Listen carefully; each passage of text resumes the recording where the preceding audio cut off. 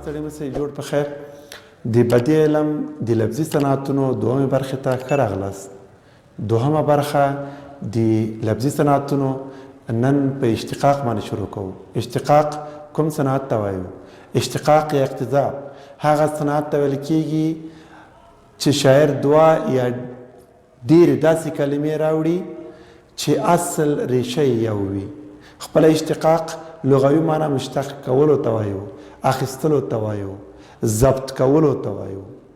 که دوه یا ډېرې داسې کلمې راوړي چې ریشه یې یوه وه، اصل یې یو و، مبدا یې یوه وه، دغه صنعت ته اشتقاق ویلی شو. خو که چیرې دوه یا دوه نه ډېرې داسې کلمې راوړي چې ظاهرا ګمان د اشتقاق په وشي ولې په اصل کې اشتقاق نه وي یا ریشه یې ونه وي، دغه ته بیا شب اشتقاق وایو. منګه اشتقاق صنعت چې کله وایو په دې کې ریشې خبر راځي. کله چې ریشه خبره کوو، ریښه په پښتو کې ځان ته یوه څانګه ده، ځان ته یو علم دی. ریشه پېژندنه ځان ته یو علم راځي.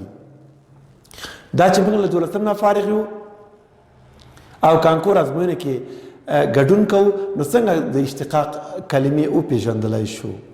ما مخکې ویلې هغه کلمې چې ریشه یې یوه وي.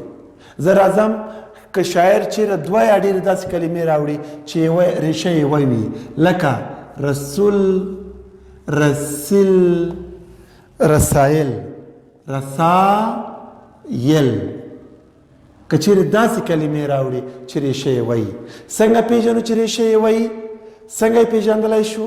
کله چې ریښه ګورو د کلمې له سره پیله به شروع کوو، کم توري سره یو شی دي.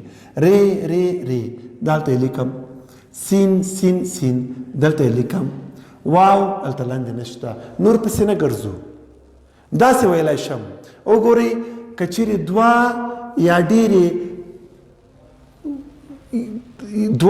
یا ډېر توري په کلمه کې یو شی و په پیل کې، نو هغه ریشه هم جوړولی شي. کله چې ریشه جوړه کړه، ریشه یې ووي، نو دلته معنا هم ډېره نږدې ده. د هغو کلمو ترمنځ یوه رابطه ډېره نږدې موجوده ده. تنها فرق به په څه کې وي؟ مذکر مؤنث جمع مفرد کې به فرق راشي، یا به هم په فعل نوم او صفت کې توپیر راشي، نوره به معنا یو شی وي. لکه رسول، رسیل، رسایل، دا وګورئ دا کلمې معنا یې هم سره یوه ده. خو که ظاهرا د اشتقاق ګمان پرې کېده او هغه اشتقاق نه وي، هغه ته بیا شب اشتقاق وایو. لکه دلته زه کلمې لیکلی شم: دینه، دنیا، دانه، دنیا، دانه، دانه. وګورئ ګلونو زده کوونکو، دین، دنیا، دانه، دغه توري ګورم، دال توری سره یو شی راغلی، بل توری ګورم یا په لنډې کلمه کې نشته ده. نو داسې ویلی شم چې یو توری ریشه نشي کېدلی. کله چې یو توری ریشه نشي کېدلی، هغو کلمو معنا هم سره ډېره لرې راځي. دین، دنیا، جهان، دانه، فهمیده. وګورئ معنا یې سره څونه توپیر وکړه. نو په بیت کې څنګه پېژندلی شو؟ بخت می مرور شي چې په نورو د نظر شي، بخت راته ناظر شي چې و ماته شي ناظره. دلته وګورئ د ناظره کلمه کې او د ناظر په کلمه کې نور، که زه چېرته دلته ولیکم ناظره یا دوهمه ناظره، وګورئ په دې کې یوه هی زیاته ده، نور ټول توري سره یو شی دي، تنها مذکر و مؤنث کې تغییر راغی. دارنګه کلمو ته موږ اشتقاق ویلی شو. یا شب اشتقاق په شعر کې: بېهوده په شپه ورځ د روزي غم خوري، رسوي برته رزق خپل رازق. رزق، رازق کلمې هلته لیکمه. رزق کلمه، رزق، رازق کلمه لیکمه. ری یو شی دی، دلته بیا زی ده، دلته علف راغلی دی، نو دغه ریشه سره یو شی نشوه، معنا یې هم سره لرې راغله. دغه ته بیا شب اشتقاق صنعت وایو. دوهم صنعت چې مونږ وایو هغه د قلب صنعت دی. قلب صنعت کوم صنعت ته وایم؟ هغه صنعت ته وایم یا قلب لغوي. قلب په لغت کې سرچپه کولو ته وایو، اپوټه کولو ته وایو، اړولو ته وایو. اصطلاحاً که شاعر دوه یا ډېرې داسې کلمې راوړي چې په نوع او شمار کې سره یو وي اما په ترتیب کې سره اوښتې وي، دغو کلمو ته مقلوبې کلمې وایو او دغه صنعت ته قلب صنعت وایو. په نوع او شمار کې سره یو اما په ترتیب کې سره اوښتې وي، دغو ته مقلوبې کلمې او بیت صنعت ته قلب صنعت وایي. مثال د دوران له انقلاب لا بقا شي، اعتماد په دا ناسه په دا اقبال کا. دلته د لا بقا کلمه، لا بقا کلمه، اقبال کلمه دا مقلوبې کلمې دي او قلب صنعت رامنځته کړی دی. څرنګه مقلوبې کلمې دي؟ ما ویل چې په نوع او شمیر کې سره یو وي. راځم دغه په لیکم، په تورو لیکمه، لیکم لام الف ب قاف الف. اقبال کلمه الف قاف ب الف لام. دغه دې ته یوې کلمې ته له یوې خوا شمېرې ورکوم، بلې ته له بلې خوا شمېرې ورکوم. 1 2 3 4 5 1 2 3 4 5 پنځه توري شمار کې سره یو دي. نوع ګورم، نوع یو شی دی که نه؟ لام شته، الف شته، ب شته، قاف شته، الف شته. نوع هم سره یو شی شوه. کله چې نوع سره یو شوه وګورئ دې ته نوع او شمار دواړه سره یو شو. اوس کوم قلب دی؟ موږ 4 ډوله قلب لرو. قلب کل چې ټوله کلمه سره اوښتې وي، قلب باز چې د کلمې ځینې تورې سره اوښتې وي، قلب مستوي چې مقلوب ترکیبونه له دواړو خواونه یو شی ولوستل شي، لکه توت، پمپ، نادانه، کیک، ماښامه، درد. او قلب مجنح چې یوه مقلوبه کلمه د بیت په پیل بله په پای کې راشي. راځم اول دا ګورم، دا کوم قلب دی؟